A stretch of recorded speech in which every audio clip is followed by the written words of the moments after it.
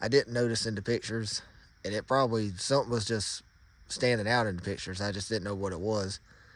It's got a kind of like a mixed match set of rims on it.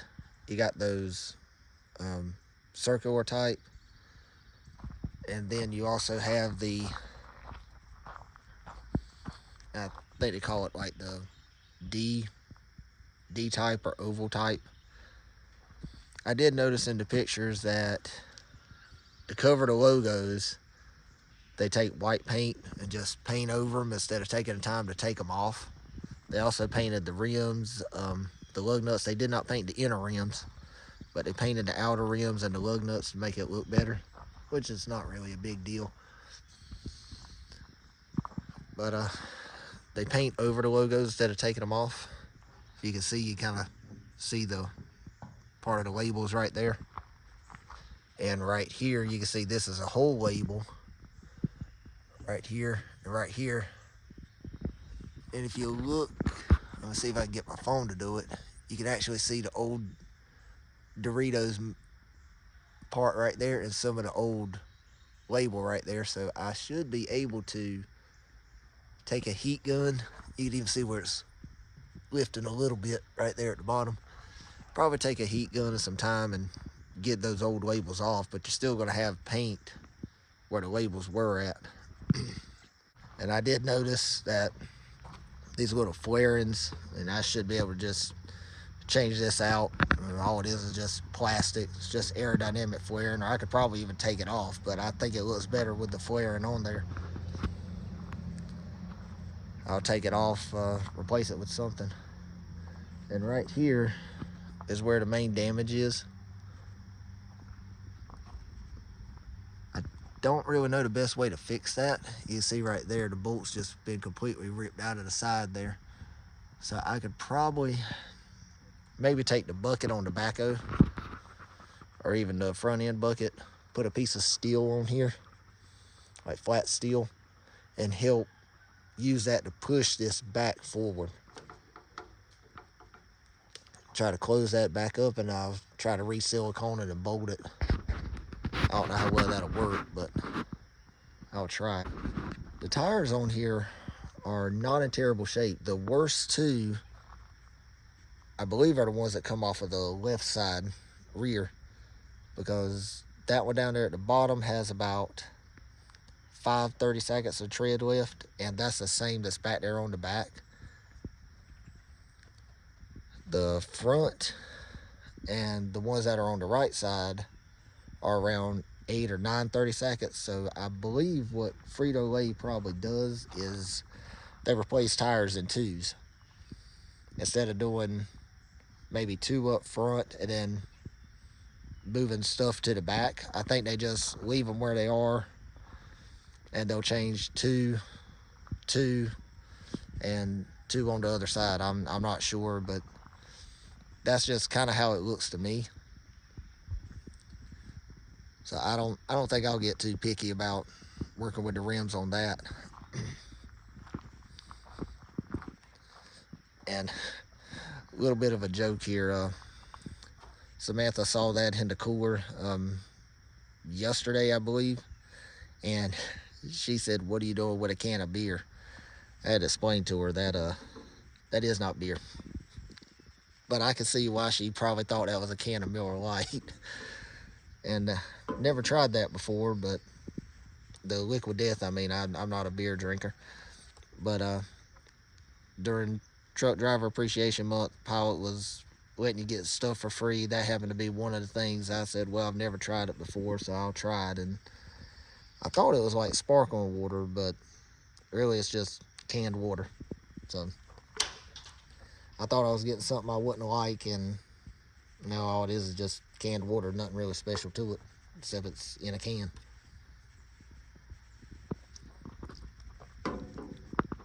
And this is what I was talking about, that other rim being different.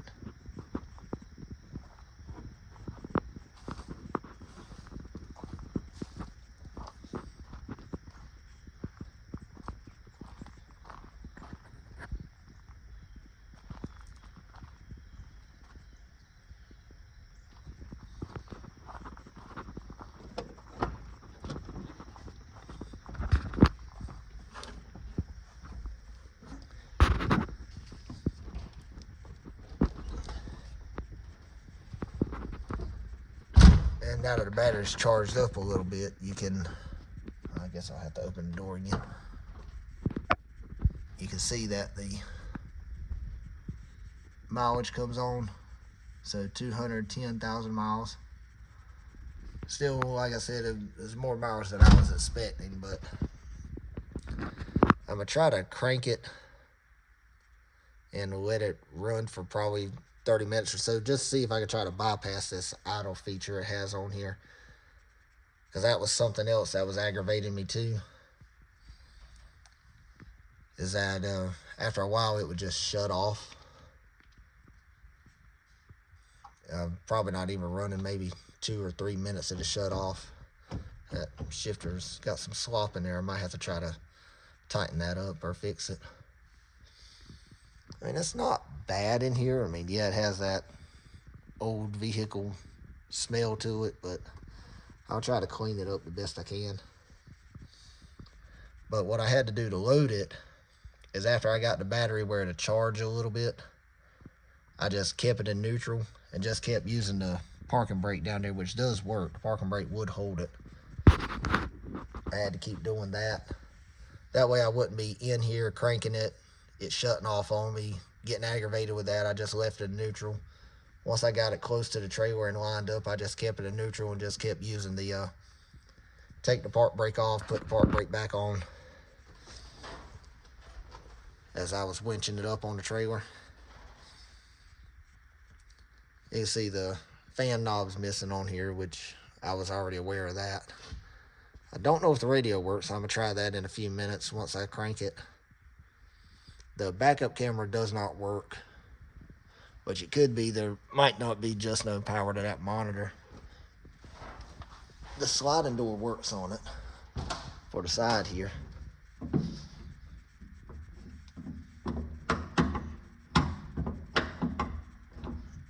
Well, I had it working.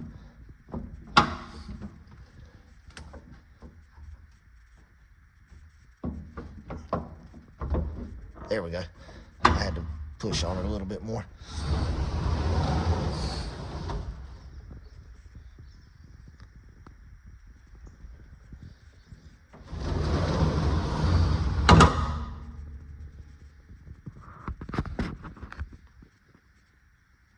I'm not sure what this stuff is up here. I'll probably have to look into that. I didn't even notice this basket up here. I'll probably go through and, looks like they got logos or labels and stuff up here. I didn't even notice. Go through some of that too. It does have a little jump seat here. Fire extinguisher, that's probably going to be out of date, but oh wow, that doesn't even stay down. It automatically springs back up. Got your seatbelt for it. Got that there. The seat here on the driver's side, the cushion in the bottom definitely needs replacing, and probably even this armrest won't even stay in place. Well, I guess it would. You just got to flip it all the way back around. It's got papers and stuff up there. I really have not gone through this thing yet, and like I said, I have not really even seen what's all in here. It looks like oh, that's de-icer. Yeah. A can of, oh, that's a full can of de-icer. I don't know. That says pain relief dry spray. Well, I guess maybe working for Frito-Lay is a painful job.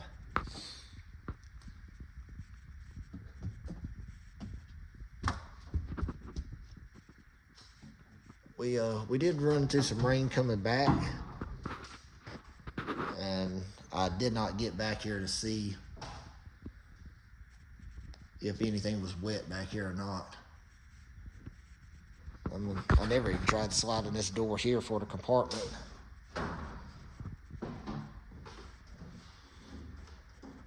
Should be a way to release this thing. Might just have to pull it really hard. Yeah, That's probably something I'm gonna have to look into. There's probably something holding it. I just don't know what that is.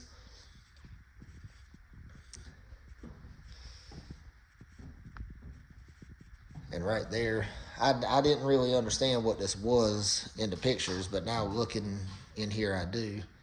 This here is just a recessed area for the sliding door. I didn't know what that was.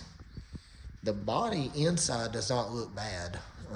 I'd probably come through and add a little bit more E-track to it. Maybe it's something here at the bottom too. But it doesn't look bad. I think there's a switch up front where you can turn on these lights back here. But back here is what I was talking about. I really want to try to take care of that damage here.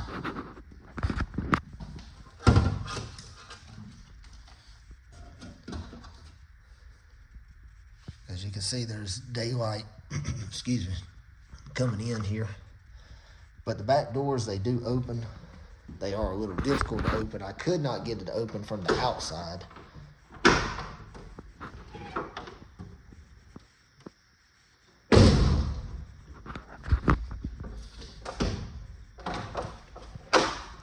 You see both of them open. I believe this down here, where my foot is where they would actually have the little hand truck at, or a ramp or something. But I didn't see any ramps, but I think right here and this slot here is where they would hook a ramp in and run it to the ground. I just don't know where they would store it. I don't think they would store it right there. To me, that looks like an area for a hand truck.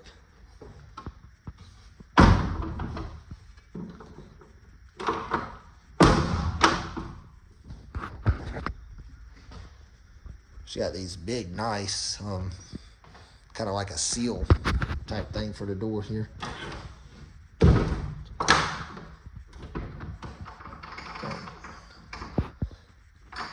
think this door here might not be closing in all the way because there's a lot of slack right there in that cable.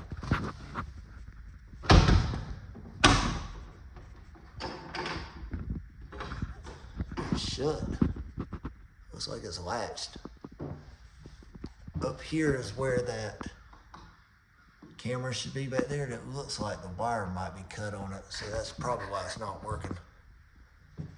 I'd have to get in here with a step ladder to look up there. And I ended up receiving a very nice supply of, looks like maybe receipt paper. So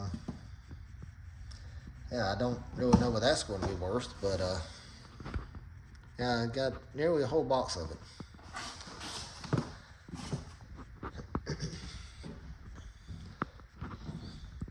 And the floor still doesn't look bad. I mean, I really don't think this is a bad deal here. One of those self-tapping screws heads come off there. And I noticed this in the pictures. There was a light coming in back here. I just couldn't figure out exactly what it was for or what it was from. I'll have to go back outside and see what that is. And actually, I think I might have just found it. I believe it's this plate here. Whatever it does, because there's one right there, and it looks like has this bolt or something on it. So maybe this has to do from something to do with that damage down there. I don't know.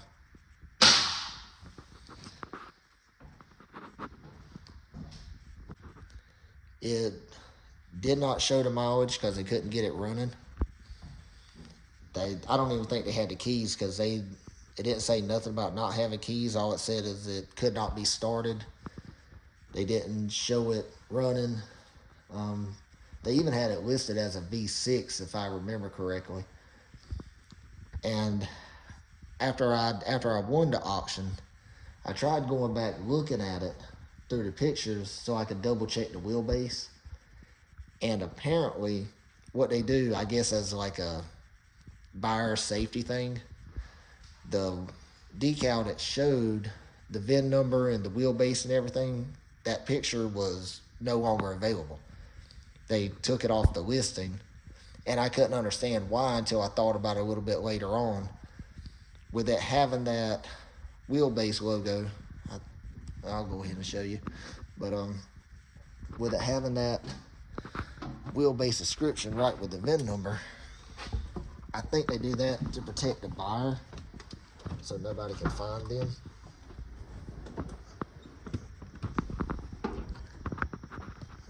See if I can find it. There it is right there. Wheelbase is 176, but in that picture they showed the VIN number.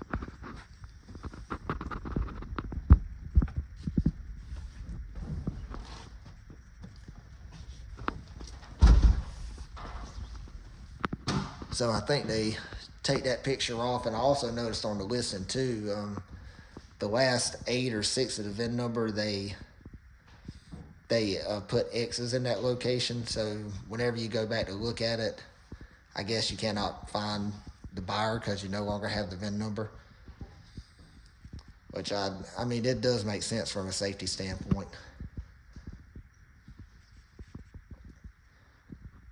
That they would do that.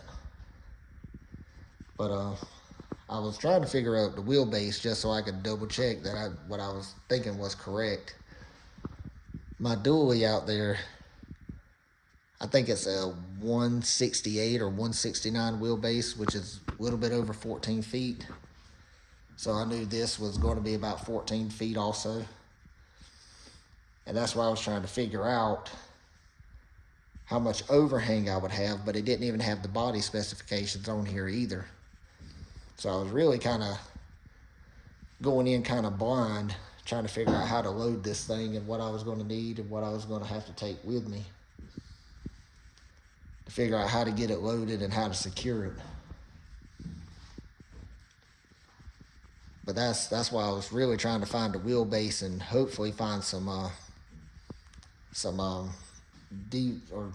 decals, but trying to find more specifications on this body. And I think I might have mentioned it a few minutes ago, but they had this thing listed as a V6. But I knew from working at the Ford dealer years ago that I didn't remember these vans coming with a V6 in them, and especially in a dual rear wheel platform. So I also went and looked up the VIN number, pulled up the engine code, which if I remember is the 8th digit, and it's a L. Pulled that up, and that pulls up a 5.4 engine, gas engine. So I was able to kind of get a little bit better idea of what I was looking at. But that's enough of me talking about this. I'm gonna try to crank it and see if I can't figure out a way to trick this idle limit. I'm gonna try to crank it with it being chained down. I'm gonna put it in neutral, set the parking brake, and just see if maybe that'll keep it from shutting off.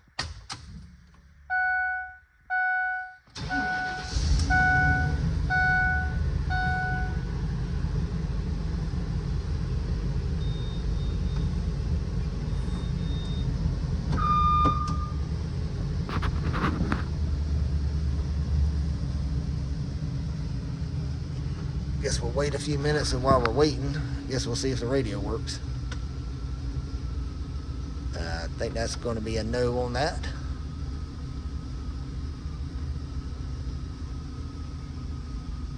Well, hopefully that's just a fuse or something simple on it. I don't even know where the fuse box is on these things. I ain't worked around one in so many years. See, I think there's a switch here that says fans.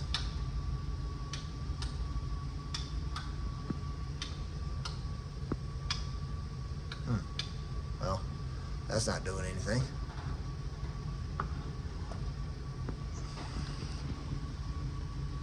We'll see if this thing is shut off in a few minutes.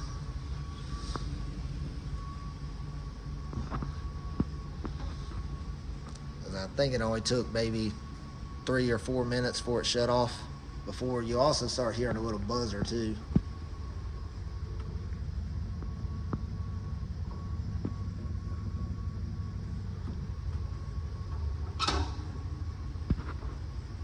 I guess while it's doing that, we'll go through and see what these things are here.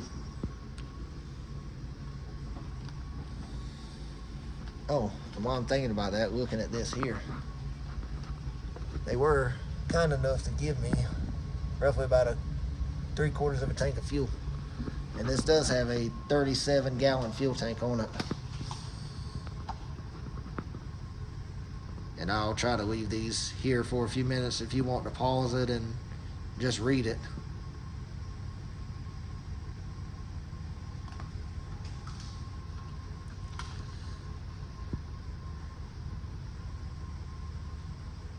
Huh. I didn't see any combs in here, but I saw the fire extinguisher and I saw the triangles.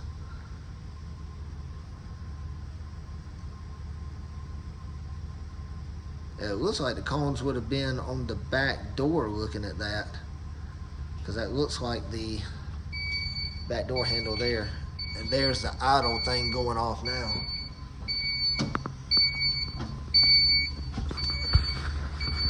Just try putting it, let's see. I think I tried putting it in gear before and it didn't stop it.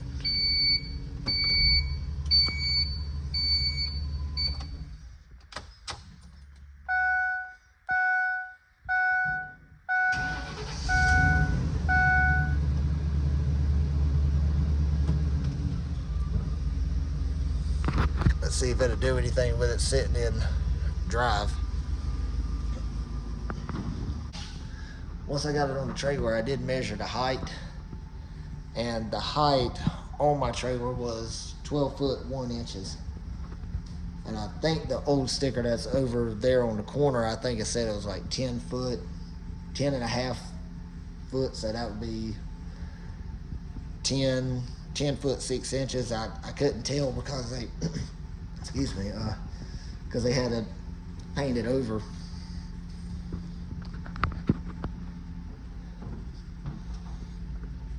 Might be able to come out here and look at it.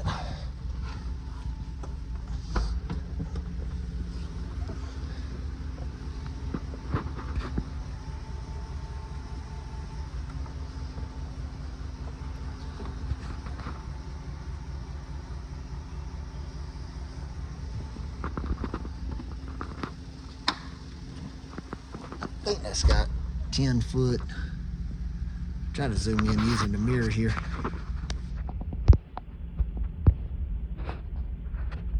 I can see it's got 10, I think that's got 10 foot 6 inches on it. I can't make out that. I can see I'm trying to get my finger in the shot too. I can see 1 0, and I think that's a 6.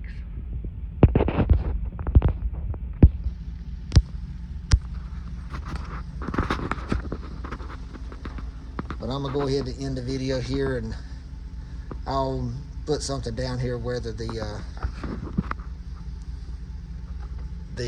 van shut off or not. I couldn't even see if the overdrive button works on here.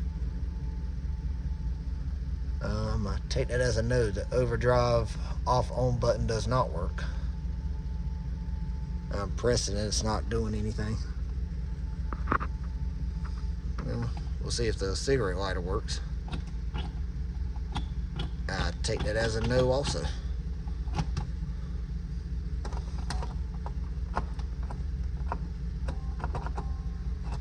Well, maybe there's no power to those outlets. That'll be something else to check. I do know the vents work. I don't have the knob for the high and low, so it's stuck on whatever position it's in.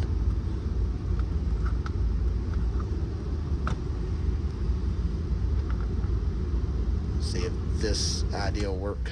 Yep. Okay, that's probably going to be low.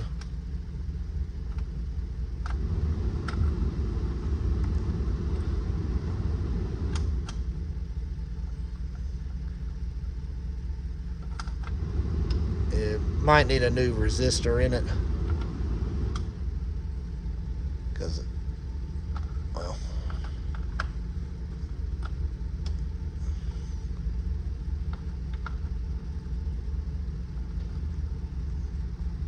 Well, I think the fan is working. I had to turn it to the vent. I didn't have it all the way over, but it's working on low.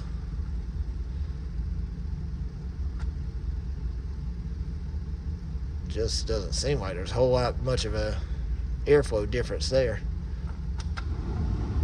It definitely works on high.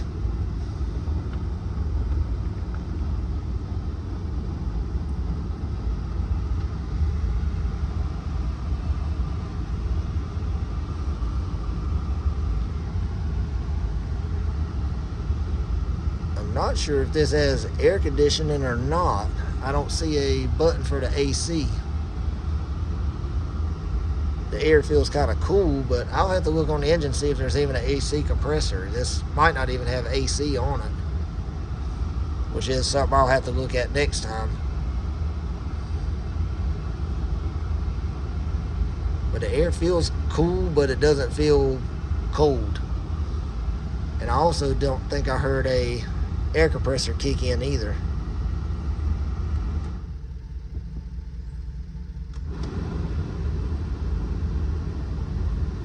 Yeah, I'm not hearing a air compressor kick in.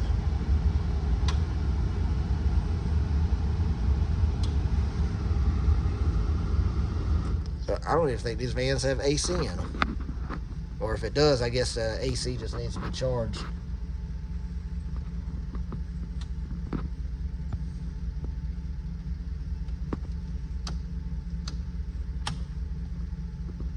Oh, looking up there, the headlights are working. Park lights work. Let's see if the bright lights work.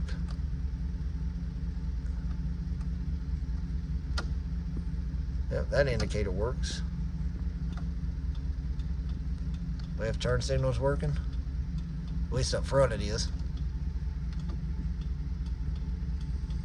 Right side's working. Let's see if I can look back here, see if it's working. Okay, now that I'm looking at it, I know what those panels are back here in the back.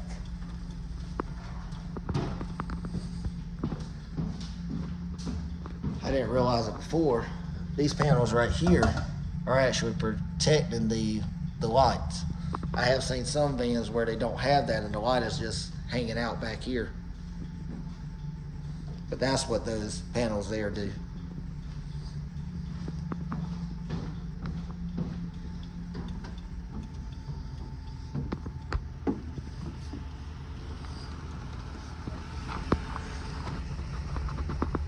That turn signal's working.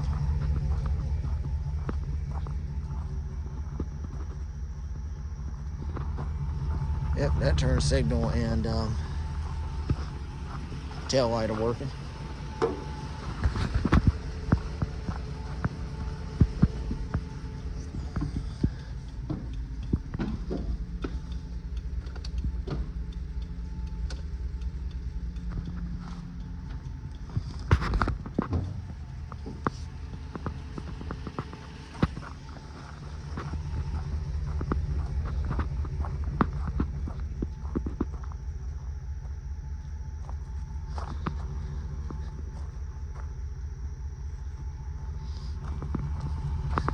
Left side's working also.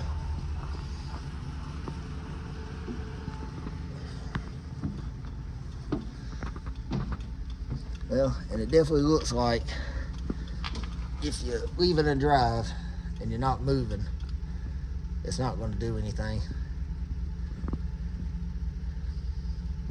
I just wonder what would happen if I go to neutral without the parking brake set, if that'll shut it off.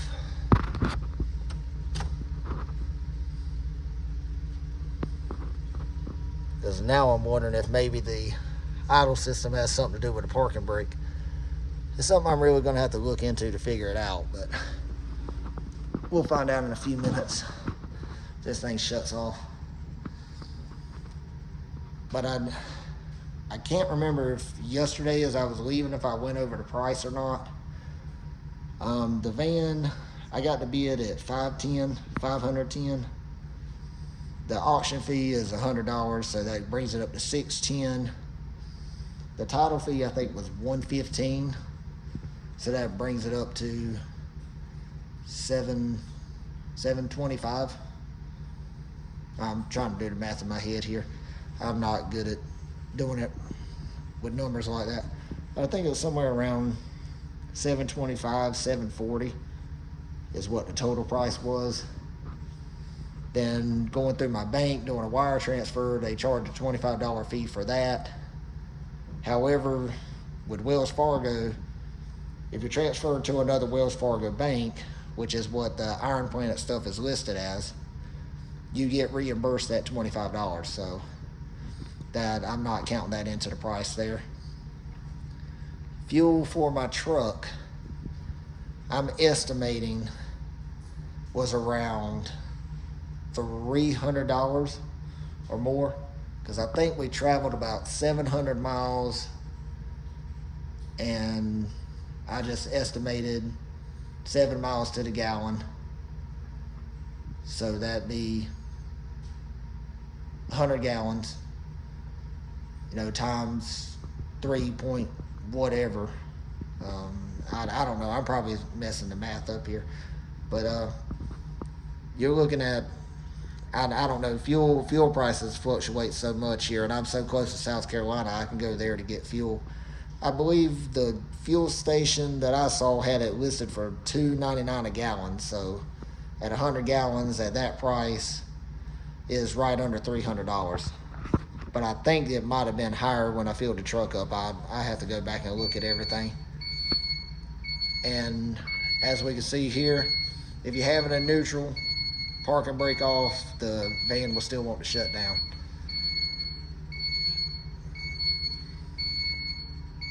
Because you can even see the light comes on letting you know that's going to happen. I tried pressing the button trying to reset it, but that doesn't work either. I'm going to go ahead and just turn it off.